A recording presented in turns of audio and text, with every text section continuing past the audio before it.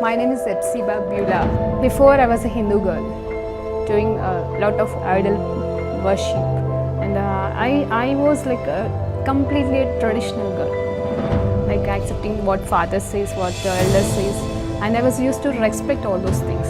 And after coming to the Lord, and I stopped the tradition. I completely stopped the tradition, and I just entered into the love and compassion of the Lord. My parents arranged for the marriage, and it was like a 2 months gap from the arrangement to the marriage. And immediately after marriage, like he said, like I don't like you. I just want to leave, and he left. Even I was pleading him, I was begging him, and I was asking him to come back, but it never happened. If he is not going to come to me, I want to die. That if he is going to be separated from me, I should die.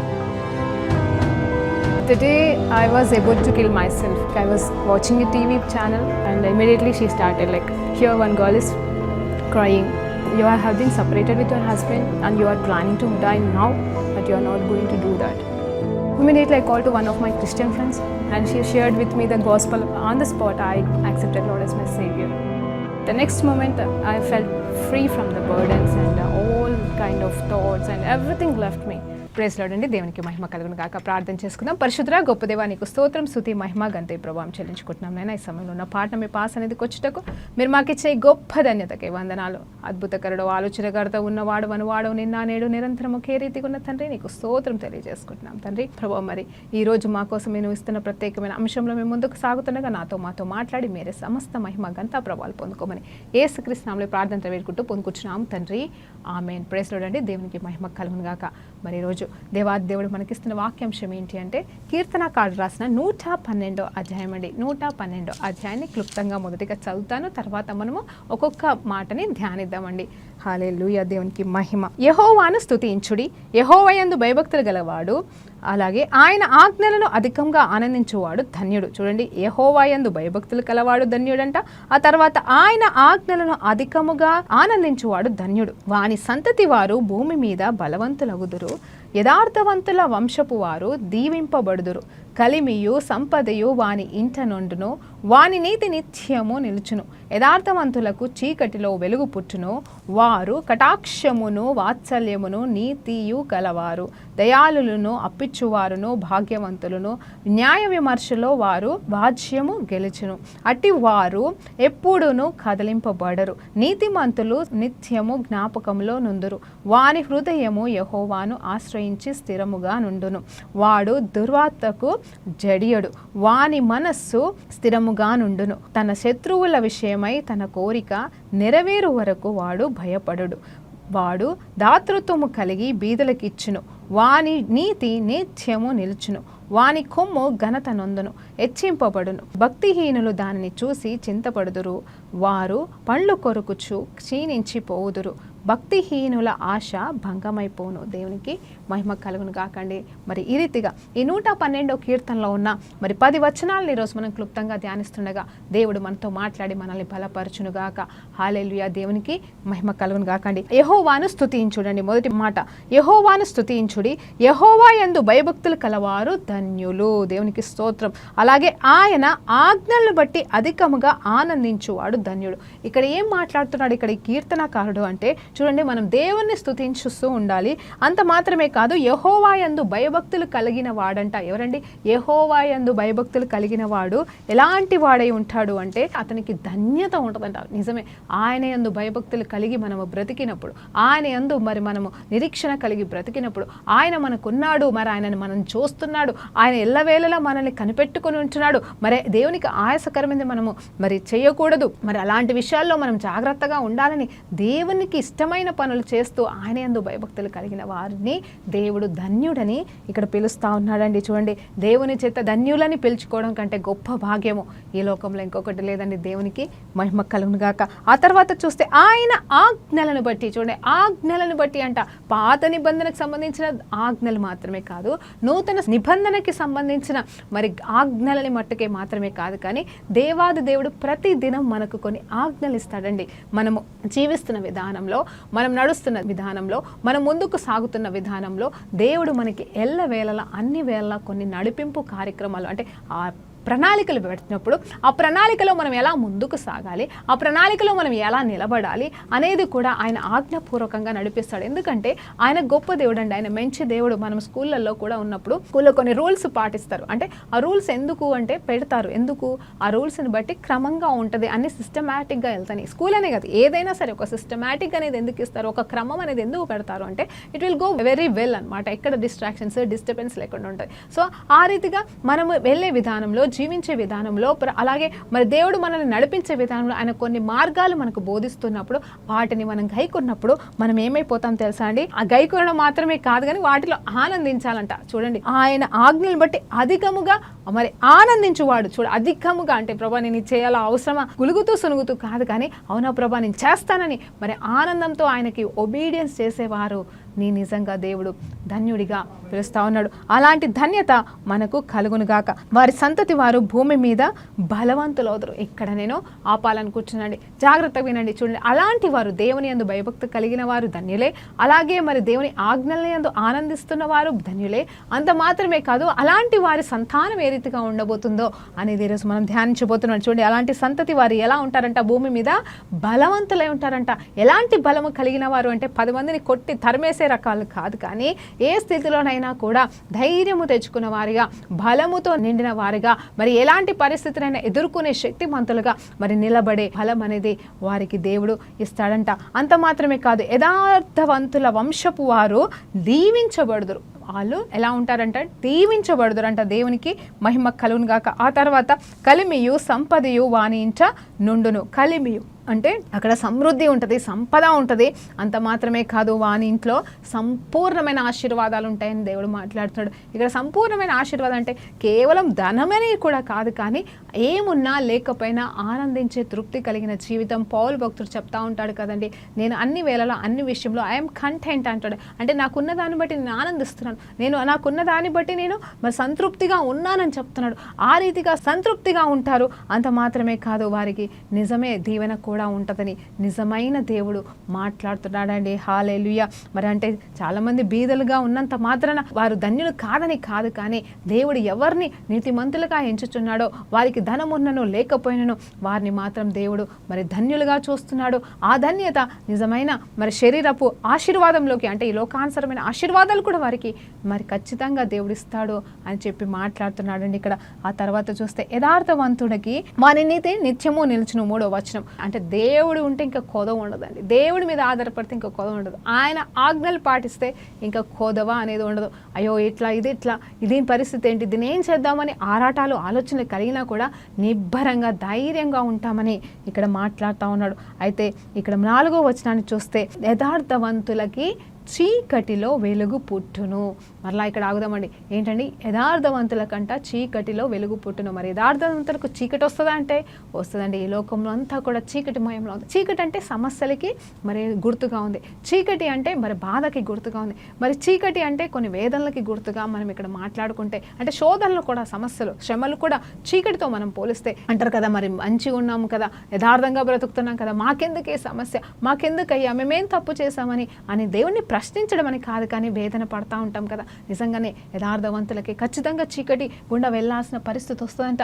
అందుకే అంటాడు కదా కీర్తనకారుడు, చీకటిలో పడి అంటే లోయలో పడి వెళ్ళినను మరి అగాధంలోనే నడిచినా కూడా ఇక్కడ నీ సన్నిధి నాకు తోడుగా ఉండును అని చెప్తున్నాడు. అంటే అగాధము, ఆ చీకటిని మనం దేంతో పోల్చవచ్చు అంటే అక్కడ యథార్థవంతుడు పాపంలో అయితే ఉండడు, పాపపు స్థితిలో ఉండడు కానీ కష్టాలు, ఇబ్బందులు, ఇరుకులతో మరి నింపబడినప్పుడు మరి దేవుడు చెప్తున్న మాట ఏంటంటే అలాంటి చీకటి మీకు ఉండదని కాదు ఈ లోకంలో, కానీ అక్కడ నీకు వెలుగు ప్రకాశించబడును అని చెప్తారు. ఎవరికండి? నీతిమంతులకు. అడగకుండగానే మరి దేవుడి మీద ఆధారపడుతున్న భయభక్తులు కలిగిన వారికి, ఆ ధన్యులకి దేవుడు ఖచ్చితంగా ఆ చీకటిలో, ఎలాంటి చీకటైనా ఎలాంటి సమస్య అయినా అక్కడ దేవుని వెలుగు ప్రకాశించబడి జవాబు అనేది మరి రావడం అనేది తథ్యమని దేవుడు మాట్లాడుతూ ఉన్నాడు. 5వ వచనం చూసినప్పుడు దయాళులను అప్పు ఇచ్చువారును ఎలాంటి వారే ఉంటారంట? భాగ్యవంతులై ఉంటారంట. ఆ తర్వాత 4వ వచనం 2వ భాగం చూసినప్పుడు వారు కటాక్షమును, వాత్సల్యతను, నీతియు గలవారై ఉన్నారు. దయాళులను, అప్పిచ్చువారును, భాగ్యవంతులను న్యాయ విమర్శలో వారి వాజ్యము గెలుచును అంట. ఇక్కడ ఎవరి గురించి ఆలోచన చేద్దాము అంటే ఒకసారి మరి యోబు భక్తుడి గురించి మనం ఆలోచన చేయొచ్చండి. మరి యోబు భక్తుడు న్యాయ విమర్శలో మరి ఎలాంటి వాడండి? వారి వాజ్యము గెలిచినంట. మరి నీతిమంతులు అనేకులు ఉన్నారండి లోకంలో. అయితే యోబుని గురించి మనం ఆలోచన చేస్తే అతను నీతిమంతుడని దేవుడే సాక్ష్యం ఇచ్చాడు. ఆ తర్వాత తన స్థితి పరిస్థితులను బట్టి చూసినప్పుడు అక్కడ జరుగుతుంది ఏంటి అంటే ఆయన నిజంగా దయాళుడే. ఆయన ఫ్రెండ్స్తో వాదిస్తలేడా, దేవునితో కూడా మాట్లాడుతూ ఉన్నాడు. ఏమంటే నేను లేని వారికి ఇచ్చాను, దీనులకు సహాయం చేశాను, ఇదిగో వీధుల్లో ఉన్న మరి యవనస్తులకు నేను సహాయం చేశాను, విధవరాళ్ళకి సహాయం చేశాను, అన్ని రకాలుగా నేను సహాయం చేశాను, ఎవరు నా దగ్గరకు వచ్చిన వట్టి చేతులతో నేను పంపించలేదు, నేను ఎన్నో మంచి కార్యాలు చేశాను, నేను నీతిమంతుడిగానే బ్రతికాను, నా దేవుడి ఎదుట నాకు ఏ దోషము కానరాదు అని చెప్పేసి పాపం వాళ్ళతో వాదించుకుంటూ ఉంటాడు. వాళ్ళేమో తిడుతూ ఉంటారు, నువ్వు తప్పు చేస్తుంటావు, అందుకే నీకు ఈ స్థితి, నువ్వే పాపం చేసినావు, ఒప్పుకో, దేవుడైతే ఒట్టిగా నీకు ఈ పరిస్థితి రానివ్వడు అని చెప్పేసి వాళ్ళు అంటూ ఉంటారు. అయితే ఇక్కడ దేవుడు నీతిమంతుడిగా ఎంచబడిన ఆ యోబు విషయంలో ఇక్కడ ఏం మాట్లాడుతున్నాడంటే తనకి చివరికి ఎలాంటి ఆ న్యాయ విమర్శలో చివరిలో మరి ఖచ్చితంగా దేవుడు న్యాయం చేయలేదండి. మరి యోబు పక్షాన దేవుడు మాట్లాడలేదంటారా? దేవుడు మాట్లాడినాడు. అంత మాత్రమే కాదు, స్నేహితులు ఎవరైతే అతనికి వ్యతిరేకంగాను దేవునికి మరి బాధ కలిగించే మాటలు మాట్లాడి ఉన్నారో వారి విషయంలో దేవుడు జోక్యం కల్పించుకొని వారిని గద్దించలేదా? యథార్థవంతుడైన యోబుతో ఏం మాట్లాడు, ఇదిగో మీరు నా యోబు మాట్లాడినట్టుగా మీరు మాట్లాడలేదని యోబు గురించి సాక్ష్యము మరలా ఈ భూలోకంలో ఉన్న మనుషులతో కూడా చెప్పలేదా అండి?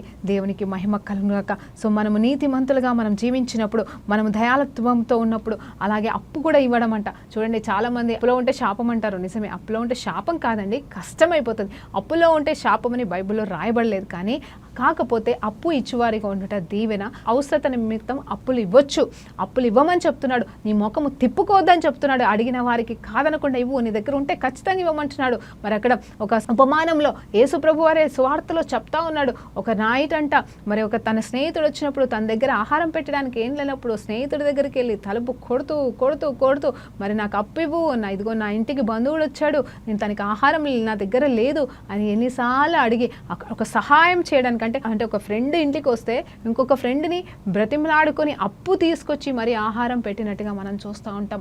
అంటే మేలు కొరకు అప్పు చేసేవాళ్ళం ఉంటాం, అవసరం నిమిత్తం అప్పు చేస్తూ ఉంటాం. నిజం చెప్పాలి అంటే అప్పు పాపము శాపము కాదండి, మీరు జాగ్రత్తగా వినండి. కాకపోతే అప్పుల వల్ల సమస్యలు వస్తాయి. దేనికోసం అప్పు చేస్తున్నాం, దేని నిమిత్తం అప్పులు చేస్తున్నామో జ్ఞానయుక్తంగా ఉండమని ఈరోజు చెప్తున్నాను మీకు. అంత మాత్రమే కాదు, ఇక్కడ చూస్తే అప్పు ఇచ్చేవారు భాగ్యవంతులు. భాగ్యవంతులు అంటే ఏంటంటే, భాగ్యము అంటే కేవలం ధనము ఆస్తినే కాదు, కానీ యథార్థమైన మనసు కలిగి మంచి మరి హృదయము కలిగిన మరి అలాంటి సంపన్నత కలిగిన ఆ భాగ్యవంతులంట. మరి వారి గురించి దేవుడు ఏం చెప్తున్నాడు తెలుసా? ఇదిగో న్యాయ విమర్శలో వారి వాద్యము గెలిచినంట. మరి యోబు వాద్యము ఏ రీతిగా గెలిచింది అట్లనే నీ వాద్యము కూడా గెలిచింది. నువ్వు నీతిమంతుడిగా ఉన్నావా? నీకు సమస్యలు గుండా వెళ్తున్నావా? ఇదిగో నలుగురు నేను ప్రశ్నిస్తున్నారా, కానీ నీ వాద్యము గెలుస్తుందని దేవుడు చెప్తున్నాడు. నీ పక్షాన దేవుడు ఉండే చివరికి నీదే విజయం అని దేవుడు చెప్తున్నాడు. నువ్వు ఇప్పుడు ఏ స్థితిలో ఉన్నా, యోబులాగా ఎలాంటి కష్టాల గుండా వెళ్తున్నా, ఎలాంటి చీకటి గుండా వెళ్తున్నా, అయ్యో నాకు సహాయం దొరకట్లేదే, అందరితో మాటలు పడాల్సి వస్తుంది అని నువ్వు వేదన పడుతున్నా కూడా దేవుడు నీకు ఇస్తున్న ఈరోజు వాగ్దానం ఏంటి అంటే, ఇదిగో నీ వాద్యముని ఖచ్చితంగా నేను గెలిపిస్తాను, నీ పక్షాన నేను నిలబడి నువ్వు ఖచ్చితంగా గెలుస్తావు, నువ్వు నీతిమంతుడు కాబట్టి నేను ఖచ్చితంగా గెలిపిస్తాను అని చెప్పేసి మాట్లాడుతున్నాడు. అంత మాత్రమే కాదు, ఒకవేళ నీ వల్ల మన పొరపాటు జరిగితే నువ్వు క్షమించమని అడిగి దేవుణ్ణి క్షమాపణ కోరుకొని ఆయన రక్తంలో కడగబడి ఆయన కొరకు మరి నీతిమంతుడిగా మార్చబడు. ఈ రోజే, ఈ క్షణమే, అయ్యో నాకు ఈ వాక్యం వర్తించదా, నేను పాపిని కదా. మరి ఈ సిస్టర్ చూస్తే మరి ఇంతసేపు నుండి నీతిమంతులకే అంటుంది, మరి నేను చూస్తే పాపిని, నాలో పాపమే ఉంది, నా పరిస్థితి భయంకరమైన ఉంది, అయ్యో నేను ఎన్నో తప్పులు చేశానే, నేను ఎంతో మందిని గాయపరిచానే, మరి ఇప్పుడు ఈ దీవెనలు నాకు లేకపోతే ఎట్లా, నా పిల్లలకి ఇవన్నీ కలగకపోతే ఎట్లా అని నువ్వు బాధపడుతున్నావేమో. ఒక్కటే నిమిషం అమ్మ, కనురెప్ప పాటన మారాలని దేవుడు చెప్తున్నాడు. అది అంత్యకాలం గురించి మాత్రమే కాదు, దేవుడు ఈ రోజు కూడా ఆయన ఒక్క నిమిషం, అవును ప్రభా నేను పాపి, నన్ను ఒప్పుకొని, అయ్యా నన్ను క్షమించని ఒప్పుకొని, అయ్యా నన్ను నీతిమంతులుగా మార్చు ప్రభా నేను అడిగినప్పుడు ఈ క్షణమే ఇప్పుడే నువ్వు మాట వింటుండగానే దేవుడు నీ స్థితిని మారుస్తాడండి. హల్లెలూయా.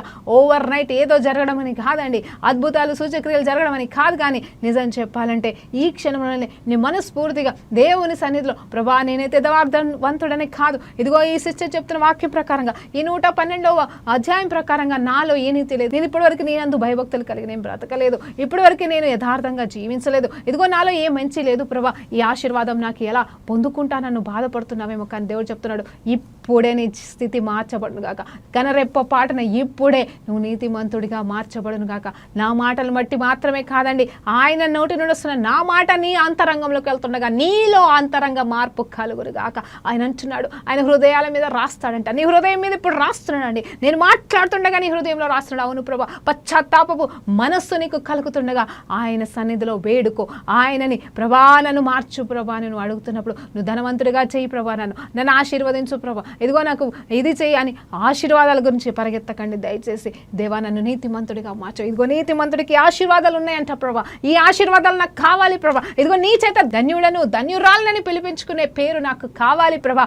అయ్యా కృప చూపించయ్యా. ఎప్పుడో కాదు ప్రభా, నా పరుగు పొంద ముగించిన తర్వాత కాదు ప్రభా, అది ఎప్పుడో ఏమైపోతుందో తెలియదు, కానీ ఎన్ని రోజులు ఎన్ని సంవత్సరాలు పడుతుందో నేను మరలా మంచిగా అవ్వడానికి, లేకపోతే నా రోత జీవితాన్ని మార్చుకోవడానికి నువ్వు భయపడకు. ఈ రోజే ఈ క్షణమే దేవుడు నిన్ను భాగ్యవంతుడిగా పిలుస్తున్నాడు. ఈ రోజే ఇప్పుడే ఇదిగో అక్కడున్న ఆ పేర్లు ఆ నామాలని నీకు వచ్చును గాక. ఎందుకంటే ఆయన మనల్ని పిలుస్తున్న దేవుడు, ఆయన మన కోసం సమస్తం వెలచెల్లించిన దేవుడు కాబట్టి ఆయన నిన్ను మారమంటున్నాడు. నువ్వు సిద్ధంగా ఉన్నావా? హల్లెలూయా, దేవునికి మహిమ కలుగును గాక. చూడండి, న్యాయ విమర్శలో నీ వాద్యము ఖచ్చితంగా గెలుస్తుంది. అది కూడా అన్యాయమైన వాదన కాదండి, న్యాయమైన వాదనని దేవుడు గెలిపిస్తాడు. తప్పకుండా నీ పక్షాన ఉంటాడు, నువ్వే గెలుస్తావని దేవుడు మాట్లాడుతూ ఉన్నాడు. చూడండి 6వ వచనం, అట్టి వారు ఎప్పుడును మరి కదిలించబడరు. చూడండి, నువ్వు నీతి మంత్రిగా ఉంటే కదిలించబడమంట. కదిలించబడడం అంటే ఏంటంటే సమస్యలు వచ్చినప్పుడు అయ్యో ఎట్లా అని చెప్పేసి ఇక వేదన పడి కృంగిపోయి పడిపోవడం కాదు, కానీ నా పక్షాన దేవుడు ఉన్నాడు, నా పక్షాన వాద్యం అనే దేవుడు ఉన్నాడు, నా పక్షాన ఆయన చూసుకుంటాడు అనే ఒక ధైర్యము మరి నీలో ఆనాడు యోబులాగా ఉండండి. యోబు ఏం చెప్తున్నాడు తెలుసా? నా దేవుడికి తెలుసు నేనేంటో, నా స్థితి పరిస్థితి మీరు చూశారు, నేను ఎలాంటి వాడినో, నేను చిన్నప్పటి నుండి ఎలా ఉన్నానో, ఎలా బ్రతికానో, నేను ఎంత నీతి మంతుడనో, నాలో ఏ దోషం లేదని మీకు తెలిసి కూడా ఈ రోజు నాకు వచ్చిన స్థితిని బట్టి, నాకు వచ్చిన అనారోగ్య పరిస్థితిని బట్టి మీరు ఇలా మాట్లాడుతున్నారు, కానీ నా దేవుడికి తెలుసు నేనంటో, మీకు లెక్క చెప్పాల్సిన అవసరం లేదు. నా దేవుడు నన్ను చూస్తున్నాడు, నా దేవుడికి నేనేంటో తెలుసు అని చెప్పేసి అర్థంగా నిలబడుతున్నట్టుగా నువ్వు కూడా దేవుని సన్నిధిలో నిలబడగలవు. నిలబడడం మాత్రమే కాదు, ఆయన నిన్ను ఆ రీతిగా నిలబెట్టబోతున్నాడు, ఆయన ఘనపరచబోతున్నాడు అని దేవుడు మాట్లాడుతున్నాడు. అచ్చి వారు ఎన్నడూ కూడా కదిలించబడరంట. యోబు కూడా కదిలించబడలేదండి. నా దేవుడు చూసుకుంటాడు, నా దేవుడినే నేను చూస్తాను, నా దేవుడి వైపే మరి నేను ఉంటున్నాను, ఆయన ఈరోజు కాకపోయినా రేపైనా నాకు జవాబిచ్చి తీరుతాడు, నా పరిస్థితికి ఆయన సమాధానం ఇస్తాడు, నేను చూస్తాను, నేను ఎదురు చూస్తాను, నాకు నేనుగానే నేను నా దేవుని నేను చూస్తాను, ఇప్పటి వరకు విన్నానేమో, నా కళ్ళారా చూస్తాను, నేను శోధించబడుతున్నానేమో పర్వాలేదు, నా దేవుడు నన్ను సువర్ణంగా చేయడానికి నా మేలు కొరికే చేస్తున్నాడని ధైర్యంగా చెప్పగలుగుతున్నాడని.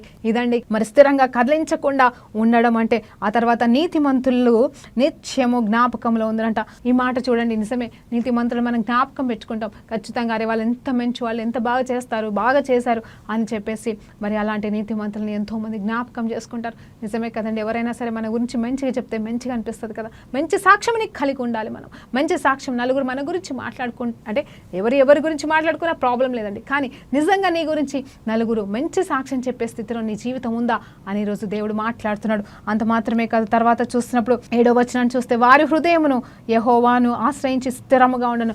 చూడండి, స్థిరత్వం గురించి మాట్లాడుతున్నాడు ఇక్కడ. అంత మాత్రమే కాదు, వారు దుర్వార్తకు జడియరు అని చెప్పేసి కూడా మాట్లాడుతున్నాడు. ఆ తర్వాత వచనం, వారు మనస్సు స్థిరముగా ఉండడం, మనస్సు స్థిరముగా ఉండడం అంట.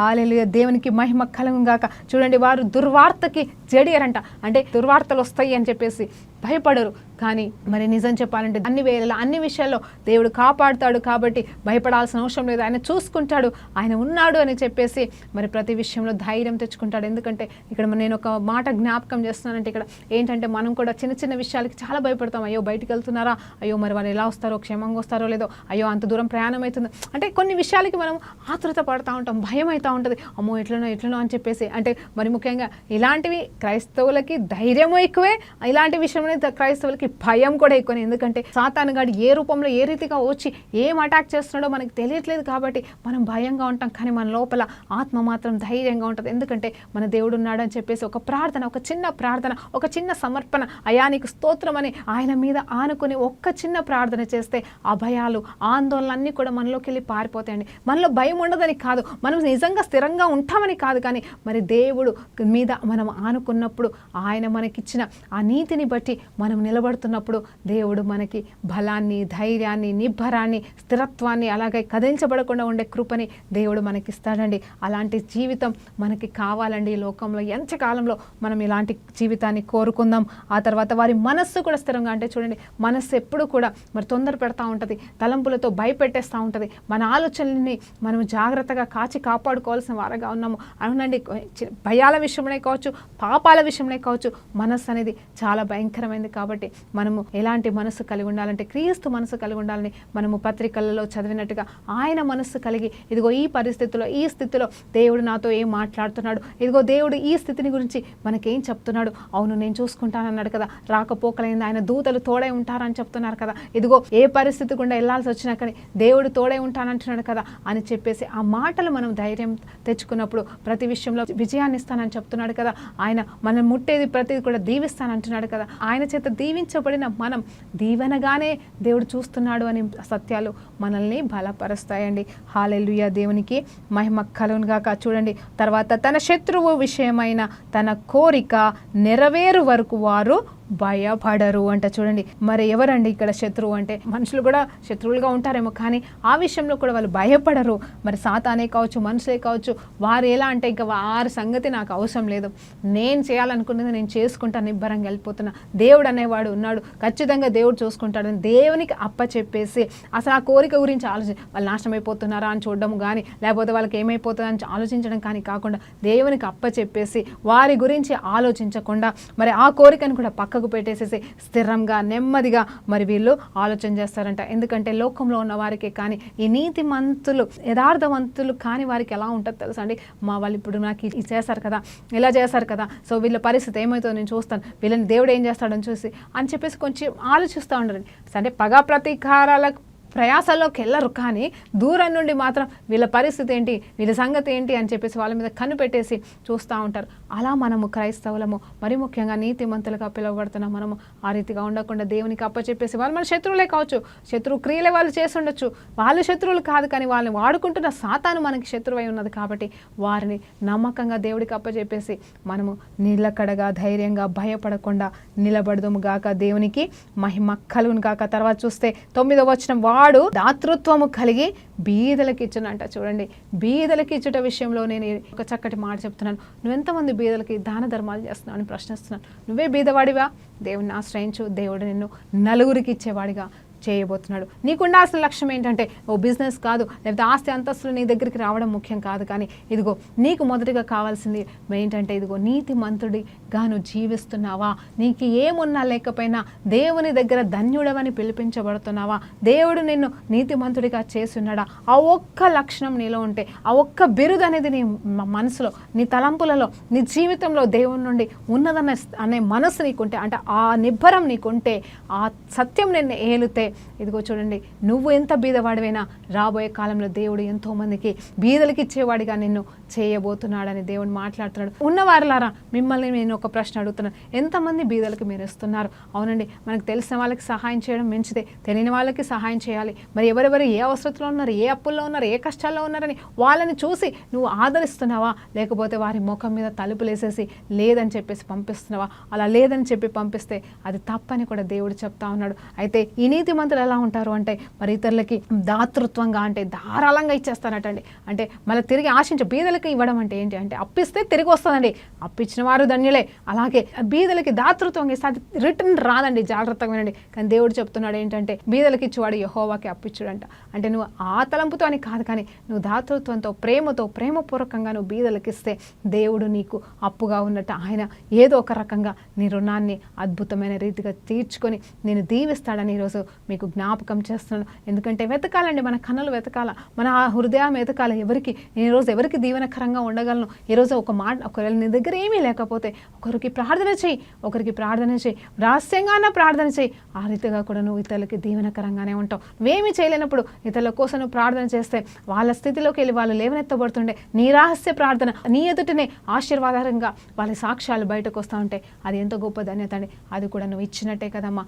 కాబట్టి అలాంటి జీవితం జీవము కలిగిన యథార్థవంతుల జీవితం నువ్వు కలిగి ఉండాలని దేవుడు జ్ఞాపకం చేస్తున్నాడు. ఆ తర్వాత చూస్తే చూడండి, వాడి నీతి నిత్యము నిలిచినండ. మనకు కావాల్సిన నీతి అండి. ఆయన అంటాడు కదా, ఆయనే మనకు నీతి అయిపోయాడు. కానీ మనము ఆ నీతిని కాపాడుకోవాలంటే ఇలాంటి లక్షణాలు కలిగి ముందుకు నడవవలసిన వారిగా ఉండాలి. పడినా కూడా లేసే స్థితిలో మనం ఉండాలి. హల్లెలూయా, దేవునికి మహిమ కలుగును గాక. అయితే వాని కొమ్ము ఘనత నుండి హెచ్చించబడును. ప్రైజ్ ద లార్డ్, దేవునికి మహిమ కలుగును గాక. ఆ తర్వాత 10వ వచనం చూద్దామండి. భక్తిహీనులు దాన్ని చూసి చింతపడుదురు, వారు పండ్ల కొరుకుచు క్షీణించి పోవుదురు. భక్తిహీనుల ఆశ భంగమైపోను. ఇక్కడ ఎవరా భక్తిహీనులు అంటే నీతిమంతులకు అపోజిట్ భక్తిహీనులు అన్నట్టుగా ఇక్కడ ఏంటంటే మనకి వ్యతిరేకంగా ఉన్న వాళ్ళే కావచ్చు. అవునండి, నువ్వు బీద స్థితిలో ఉన్నప్పుడు నువ్వు ఉన్నత స్థితికి వెళ్ళిపోతే, నేను జాగ్రత్తగా మాట్లాడుతున్నానండి, మీరు వినాల్సింది ఏంటంటే చాలా మందికి ఉన్న స్థితి నుండి ఒక గొప్ప స్థితికి దేవుడు తీసుకెళ్ళినా, లేకపోతే వాళ్ళ లోకానుసారులైనా మరి దేవుని బిడ్డలైనా సరే ఒక అంతస్తులోకి వాళ్ళు వెళ్ళిపోయిన తర్వాత వాళ్ళకి ఏమవుతుందంటే నడవంతరపు సిరి అనేది మన తెలుగులో మనం మాట్లాడుకుంటాం. ఆ సిరిని అనుభవించిన వాళ్ళు ఏమవుతారు, గర్వానికి అహంకారానికి గురైపోతూ ఉంటారండి. కానీ అలాంటి గురైపోతే మళ్ళీ నాశనానికి దారితీస్తే సుమా జాగ్రత్తగా మీరు మరి జ్ఞాపకం చేసుకోమని చెప్తున్నాను. దేవుడు మనల్ని దీవిస్తే మనం కృతజ్ఞత కలిగి ఉండాలి.